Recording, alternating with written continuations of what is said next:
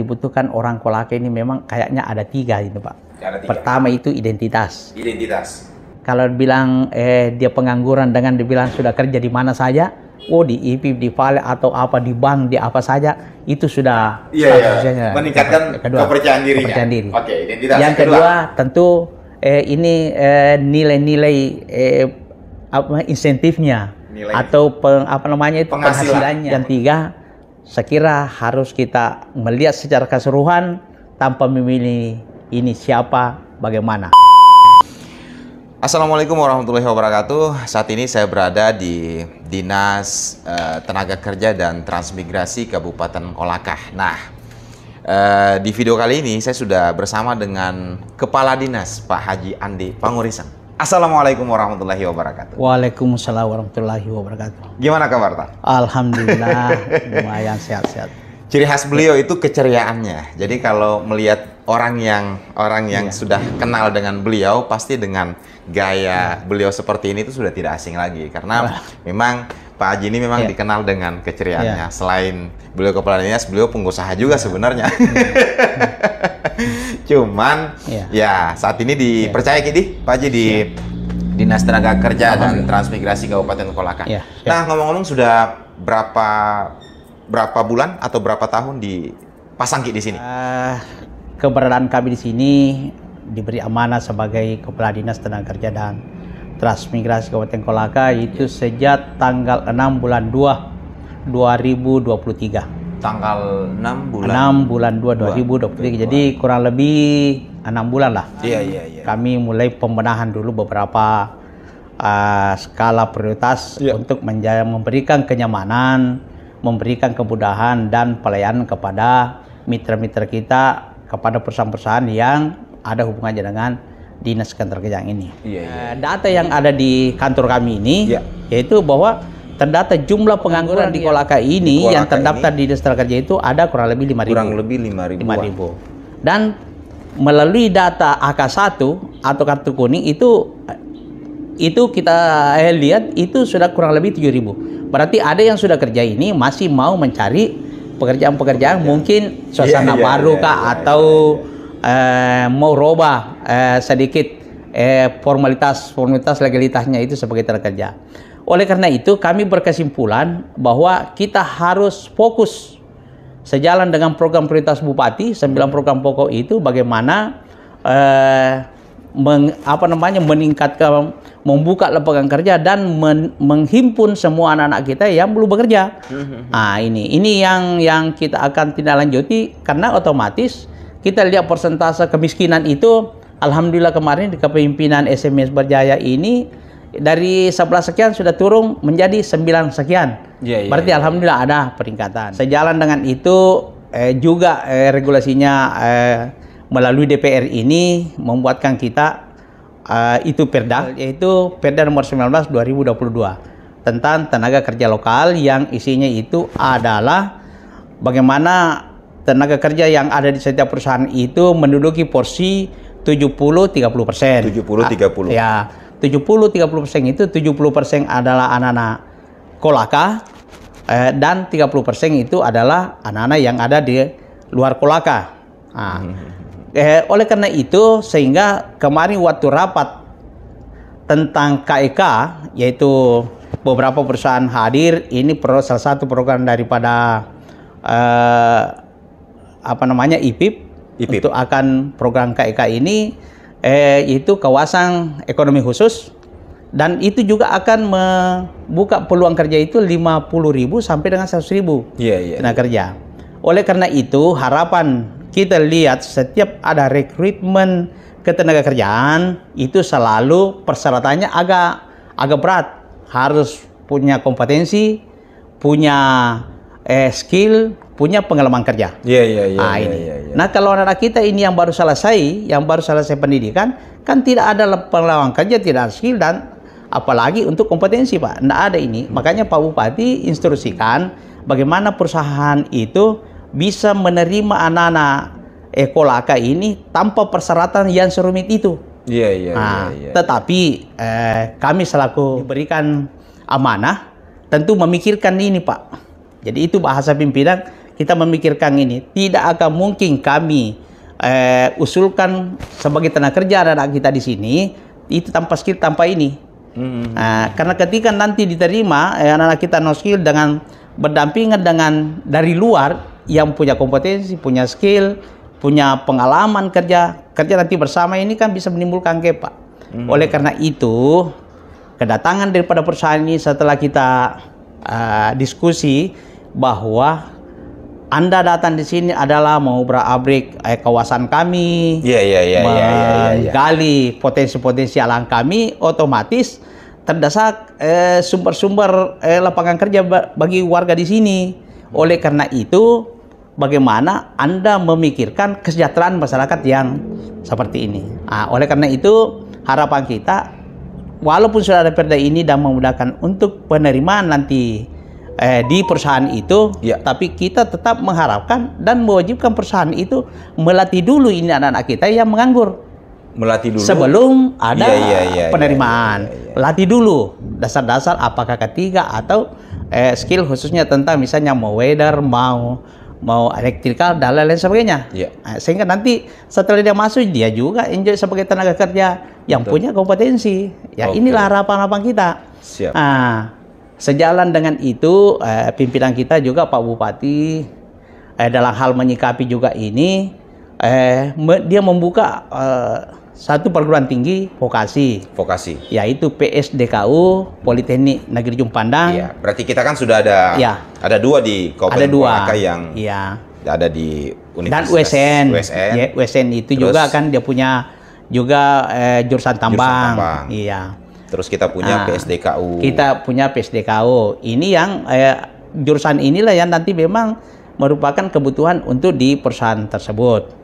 Makanya kemarin karena insya Allah 2023 ini sudah ada alumninya ini, PSDKU ini sudah ada alumninya. Makanya kemarin kita undang lagi kembali perusahaan ini yang sudah pernah punya PKS antara Politeknik ini dengan perusahaan. Kita undang kembali untuk artinya buat lagi kesepakatan bersama untuk menerima anak-anak yang akan selesai ini menjadi tenaga magang di perusahaan tersebut. Tenaga magang supaya artinya betul-betul ilmu yang dapatkan itu sudah bisa diaplikasikan di situ. Itu jadi ada 3 kesepakatan kemarin Pak waktu rapat, yaitu pertama dia wajib menerima anak-anak PSDKU ini untuk tenaga magang. Yang kedua, wajib atau diharapkan setiap DUDI atau dunia industri ini atau perusahaan ini untuk menyumbangkan satu tenaga ahlinya di situ menjadi tenaga pendidik di PSDKU ini. Jadi tenaga pengajar di situ supaya ini ada yang bisa mengorbit ini arah-arah pendidikan yang dibutuhkan di perusahaan. Yang ketiga, wajib menerima anak-anak yang magang di perusahaan tersebut untuk diterima sebagai tenaga kerja. Itu yang 3 kesepakatan. Nanti mudah-mudahan nanti akan kita tindak lanjuti dengan MOU kali itu. Begitu juga USN. Jadi kita harus libatkan semua. Makanya kemarin juga akan dipertanyakan bahwa ini kan fokus kita Politeknik.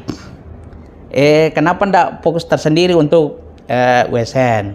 Saya bilang ini kan dinas tenaga kerja ini, kalau persoalan ini dibawa ke dinas tenaga kerja, kami tidak bisa membeda-bedakan antara satu perguruan tinggi. Kami harus rangkum secara keseluruhan, Pak. Nggak bisa. Kecuali rapat sendiri di sana ya silakan. Tapi kalau masuk di sini, saya harus perhatikan secara keseluruhan.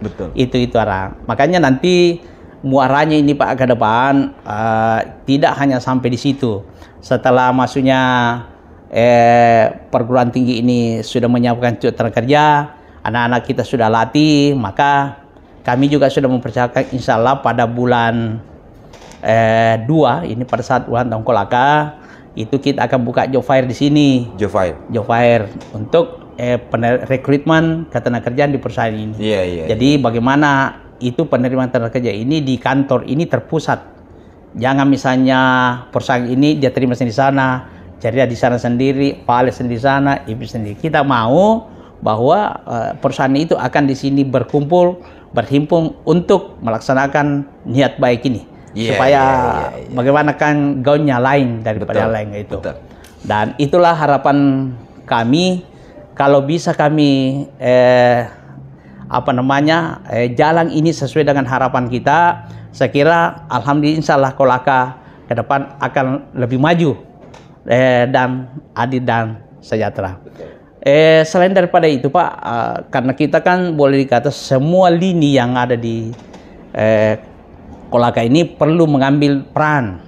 Makanya kemarin kami sudah instruksikan melalui Kepala BPMD, Badan Pemerintah Desa, bahwa tolong diinstruksikan dan diminta dulu data-data di semua desa lurah, seberapa banyak di situ pengangguran atau tenaga kerja yang non kegiatan, untuk akan kita fasilitasi jadi berapa banyak. Nah, misalnya kalau dia bisa data sekian tenaga kerja yang menganggur di sini, belum punya ini dan tidak punya kompetensi, kita inginkan bagaimana kepala desa itu mau menggunakan ADD-nya untuk memberikan pelatihan minimal 10 orang satu desa lurah.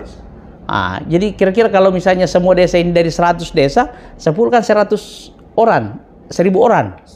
Kan 1000 orang Pak. Nah sekarang kalau nanti sisanya kita minta kepada perusahaan ini untuk mengambil peran untuk memberikan pelatihan kepada.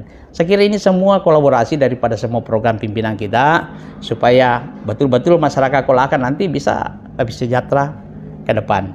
Itu barangkali mungkin sebagai gambaran untuk tugas kami di Dinas Tenaga Kerja dan Transmigrasi ini Pak. Nah Pak Haji, lanjut terkait yang pembahasan tadi tentang pendataan tenaga kerja yang ada di Kabupaten Kolaka kan. Untuk mendata itu inilah gunanya ini kartu AK1. AK1 ya benar. Nah tadi kita menyampaikan bahwa ada 5 ribuan, ada 5 ribu dan yang mengambil formulir ini sekitar 7 ribuan. Nah indikasinya adalah ada yang sudah kerja yang kembali ingin bekerja ke tempat lain. Nah apakah Dinas Tenaga Kerja dan Transmigrasi Kolaka ini juga memfollow up setelah mereka mengambil AK1 ini, ketersaringannya seperti apa? Kan tidak semua yang mengambil ini bisa dinyatakan dia sudah kerja, dia sudah akan lulus. Itu seperti apa? Apakah ada follow up data kembali yang lulus dari 7 ribuan ini berapa persen yang tersaring? Nah yang tidak tersaring ini seperti apa kehidupan keberlangsungannya? Ya, itu ada Pak. Jadi kita wajibkan setiap bulan itu perusahaan itu melaporkan. Jadi setiap bulan itu ada laporan masuk bahwa sekian tenaga kerja yang ada di sini malah kembali yang resign sekian juga. Itu data-data itulah kita pakai. Baru ada data per desa lurah. Ada juga per desa lurah bahwa yang ini tadinya sekian, yang menganggur sekian terjadi. Jadi ada datanya itu per desa lurah itu ada. Nah, itulah yang kita kembangkan, dan hanya memang tidak ada data yang betul-betul paten, karena terkadang hari ini misalnya tersaring 10 atau 100, besoknya berkurang lagi. Nah, ada keluar masuk. Jadi begitu anunya, bahwa tapi hanya kita pakai skala bulan ini sekian, bulan ini, dan ada kondisi tertentu itu memang mengalami perubahan yang luar biasa, termasuk pada saat kemarin pandemi dan lain sebagainya. Itu yang ini ya. Nah kalau untuk perusahaan yang di Kabupaten Kolaka ini kan bisa dikata bahwa perusahaan raksasa ya, salah satunya adalah IPIP, Antam, kemudian yang sudah berjalan saat ini, itu seberapa persen anak Kolaka yang sudah dipastikan untuk kerja di perusahaan tersebut? Kalau data-data yang kami masuk, yang kami rilis kemarin waktu pertemuan itu, yang jelas PT Vale itu sempat mengungkap bahwa dia jumlah tenaga kerja sekarang itu 693, anak Kolaka itu 431, sehingga jumlahnya itu persentase 72, sekian persen. Itu salah satu sesuai harapan. Kalau PMS waktu kita kunjungi Jamekonggah Sejahtera, kita kunjungi itu boleh dikata 99% Pak anak-anak Kolaka dan yang berdomisili di ring satunya itu. Makanya saya bilang kami pakai sekarang ada namanya ring titik nol sama IKN itu ada namanya titik nol. Di titik nol itu dengan qualified apapun, pendidikan apapun, tidak ada alasan untuk tidak diterima. Karena jenis pekerjaan ini kan macam-macam, Pak. Ada cleaning service, ada apa namanya, buruh, bisa masuk staff, bisa masuk apa gitu kan, semua bisa. Luar biasa. Nah, biar adil nih, Pak Kadis. Nah, nanti kan di sini tenaga kerja dan transmigrasi. Nah, kalau bicara transmigrasi sendiri, mungkin sekilas dijelaskan. Ya, sedikit tentang transmigrasi. Kami kemarin ada Pak di Kementerian tentang, karena ini menterinya lain, Pak. Menterinya lain, Menteri Tenaga Kerja lain, Menteri Desa, daerah tertinggal dan transmigrasi lain. Jadi khusus transmigrasi. Kemarin memang pernah terjadi apa namanya, hampir tidak ada perhatian kepada transmigrasi ini. Ketika pelimpahan kepengurusan itu dari provinsi itu dilimpahkan ke daerah. Jadi otomatis dia punya anggaran ini, Pak, putus. Sementara kita di sini yang ada ini adalah hanya anggaran dinas yang untuk sekarang memantau, mengawasi dan mengkoordinir. Nah, tetapi untuk ke pembenahan kawasan apalagi kan tidak ada kita punya, Pak. Nah, makanya kemarin kita sudah usulkan semua permasalahan yang ada di kawasan tentang berbagai hal-hal yang kira-kira akan bisa menghidupkan kembali maupun besar, karena transmigrasi itu sangat perniknya itu sangat ini, Pak. Ada yang sudah ditempatkan, dikasih perumahan, pemukiman, biaya hidup, tapi setelah selesai anggaran biaya hidup dia pulang ke kampungnya, malah ada yang jual apa dan lain sebagainya. Ini kita sampaikan kemarin di kementerian bahwa begini, kalau untuk persoalan penghidupan pencariannya kami punya tanggung jawab, tapi persoalan penanganan kawasan infrastruktur kami tidak punya itu. Contohnya kemarin kami coba langsung kunjungi ke lokasi, Pak. Permintaannya tentang itu, kami hanya data tentang kebutuhan pengembangan perbaikan kawasan, terutama infrastrukturnya. Dan permintaannya itu adalah untuk perkebunannya dia hanya butuh hanya dia butuh bibit, Pak. Adalah bibit jeruk dengan bibit kelapa sawit. Ini saya butuh. Nah, dan itu kami sudah coba komunikasikan dengan pihak pertanian. Pertanian bilang siap, sanggup, silakan laporkan anunya. Dia hanya minta laporan itu tentang kelompok, kan harus ada kelompok gitu, itu kelompok. Dan di sana, Pak, terbukti ada satu kakak itu dia pernah panen jeruk itu dapat satu kali panen 80 juta, Pak, hasilnya dia. Jadi memang yang serius dia akan dapat, tapi yang tidak serius, iya. Jadi itu barangkali problem. Jadi mudah-mudahan ini. Kemarin juga kita sudah diwakili oleh Papua, kan yang paling tajam itu Papua. Omong bahwa kami dari daerah transmigrasi seperti ini kondisi di lapangan. Yang kami urus di sana transmigrasi adalah keluarganya bapak-bapak di pusat ini dari Jawa Barat, Jawa Timur, Banten, Bekasi dan sebagainya. Kalau bapak tidak pikir kayak gini anunya, kami juga angkat tangan. Jadi ya mudah-mudahan itu sudah akan menjadi catatan bagi kementerian, Pak, dalam hal penanganan ini, karena dia tidak bisa juga dibiarkan begitu. Itu sudah warga itu. Kita harus perhatikan, itu sudah keluarganya kita, sudah warganya kita, dan kita harus perhatikan itu. Saya kira kami tetap konsen dalam mengurusan ini tanpa memilih bahwa dia ini penduduk dari mana, suku apa, enggak. Masuk di sini adalah itu apa namanya, tugas dan tanggung jawab kami. Siap. Saya kira itu, Pak. Terakhir, paling terakhir ini mungkin harapan Teh untuk kita semua warga Kabupaten Kolaka, khususnya untuk anak-anak ini yang lagi pusing ini untuk cari pekerjaan. Harapan terakhir. Ya, terakhir mungkin begini. Setelah melihat mulai dari awal tadi sampaikan bahwa dalam kehidupan sosial yang sebenarnya yang dibutuhkan orang Kolaka ini memang kayaknya ada 3 itu, Pak. Pertama itu identitas. Kalau bilang dia pengangguran dengan dibilang sudah kerja di mana saja, di IPIP, di Vale atau apa, di bank, di apa saja, itu sudah meningkatkan kepercayaan diri. Oke, identitas. Yang kedua tentu ini nilai-nilai insentifnya atau penghasilannya. Yang itu tadi sudah bekerja masih mencari. Dia sudah punya identitas. Tapi dia mau identitas lain karena belum merasa cukup gitu. Belum merasa cukup. Kan begitu. Yang 3, saya kira harus kita melihat secara keseluruhan tanpa memilih ini siapa, bagaimana. Itu, Pak. Karena kalau ini sudah akan jadi, insya Allah apalagi kita menghadapi ini politik, tahun politik 2024 itu saya kira itu akan aman, Pak, dan akan sukses. Jadi itu saya kira kunci utamanya itu, Pak. Jadi pertama cari identitas, kedua ada peningkatan penghasilan, yang ketiga bagaimana dia bisa diperhatikan secara keseluruhan. Itu Pak yang paling utama. Saya kira mudah-mudahan ini bisa kita capai dan insya Allah akan menjadi betul-betul menjadi semakin maju, berkeadilan dan semakin sejahtera. Itu. Terima kasih Pak Haji. Sama-sama. Sudah disambut dengan ceria di tempatnya, dan salam untuk keluarga dan juga teman-teman di Dinas Tenaga Kerja dan Transmigrasi Kabupaten Kolaka.